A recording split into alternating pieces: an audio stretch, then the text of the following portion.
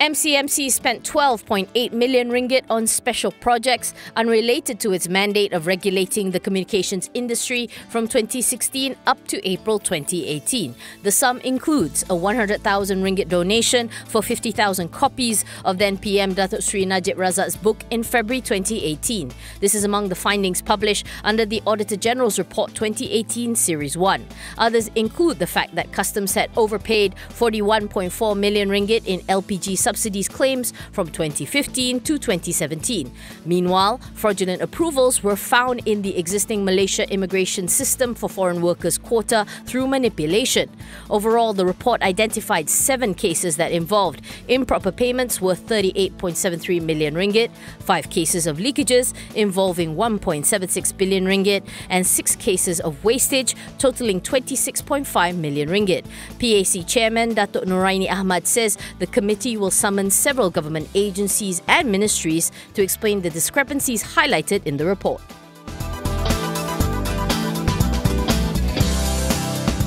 Datuk Sri Najib Razak racked up charges of 3.9 million ringgit on his 2 platinum credit cards linked to his AmBank current account ending 880. AmBank Senior Vice President Yeo Eng Leong testified at Najib's SRC International trial today. He said the then PM had spent 3.3 million ringgit in just one day and at just one store, luxury jeweler Di Grisegono in Italy. The other transactions, including bills for accommodation at luxury hotels and shopping sprees at retailers, including Chanel, the House of Bijan, and Hugo Boss. According to Yeo, the cards were cancelled in 2015 and the last payments to the cards were made by former SRC CEO Nik Faisal Arif Kamil.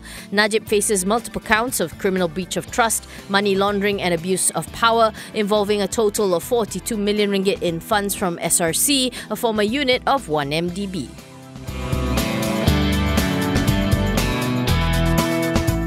Opposition leader Datuk Sri Ismail Sabri Yaakob will submit a written request for Finance Minister Lim Guan Eng to be referred to the Committee of Privileges for allegedly misleading Parliament. The BN Bura lawmakers' move was sparked by the findings of the PAC on the GST refunds issued today. Lim had previously said that the 19.4 billion ringgit in tax refunds were unpaid and suggests that the monies had been stolen by the previous government. However, according to the committee's report, only 1.5 billion ringgit of GST refunds were overdue.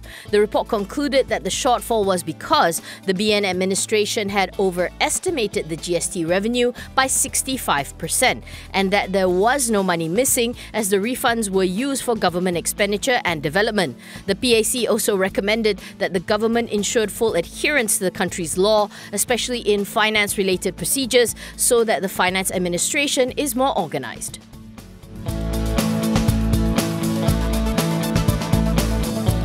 Finance Minister Lim Guan Eng has denied ordering the seizure of over 1 billion ringgit in funds from China Petroleum Pipeline Engineering, the main contractor for 2 cancelled pipeline projects. Over the weekend, Singapore's The Straits Times reported that Putrajaya had ordered HSBC earlier this month to transfer the funds in the Chinese state-owned firm's Malaysian account to Surya Strategic Energy Resources, a company owned by the Finance Ministry. But Lim says the order did not come from him or his ministry, and that any questions should be directed to the enforcement agencies instead. Surya Strategic Energy Resources was set up in 2016 under the previous BN administration to undertake the 2 projects worth a combined 9.4 billion ringgit. Both were awarded to China Petroleum Pipeline Engineering, which, as it turned out, was apparently paid 8.3 billion ringgit despite only completing 13% of the work.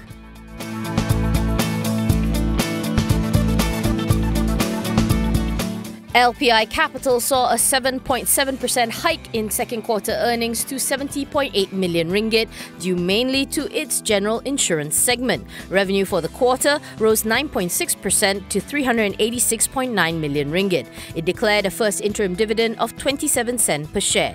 For its first half, LPI Capital's net profit rose 7% to 147.9 million ringgit, while top line was 6.2% higher at 779.6 million ringgit.